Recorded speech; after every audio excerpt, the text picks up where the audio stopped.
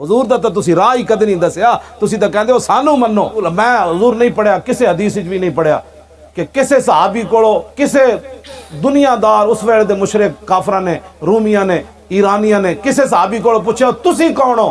وہ پوچھتے سن یار جس نبی دا کلمہ پڑھ کے نہ دن ویکھ دیو، نہ رات ویکھ دیو، نہ صبح ویکھ دیو، نہ شام، نہ لشکر، نہ سمندر، نہ دریا، دسو تو صحیح اس نبی دی شان کی۔ جدو صحابہ گل ہی اپنی کد نہیں سی کیتی، وہ کہندے انہوں نے جانا۔ حضرت خالد بن ولید جا رہے سن تے رومیہ نے پوچھا، انہاں کہا یار دسو تواڈے نبی دی شان کی۔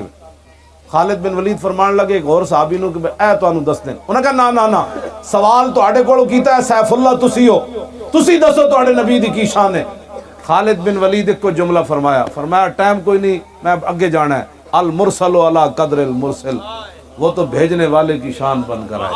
سچ آنکھاں تے رب دی۔ اے پیر صاحب نے خالد بن ولید فرمان دا ترجمہ کیتا، بھیجنے والے کی شان بن کر آئے۔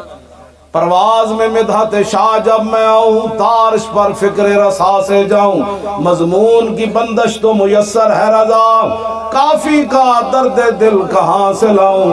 اعلیٰ حضرت کہنے میں بریلی دے کمرے بہ کے تے نعت لکھی، پھندا سامنے لگے ہوئے، انگریز پھانسی واسطے سید کفایت علی کافی نو لے جا رہے ہون، اور مرچاں تے نمک استری کا پھیر کے تے بھرے ہوئے، تے پھر بابا این چلے تے نال انگریز کمن لگ پون، بابا کی ہوئی؟ فرمایا لبے بام بھی پکارا، سر دار بھی صدا دی، میں کہاں کہاں پہنچا تیری دید کی لگن۔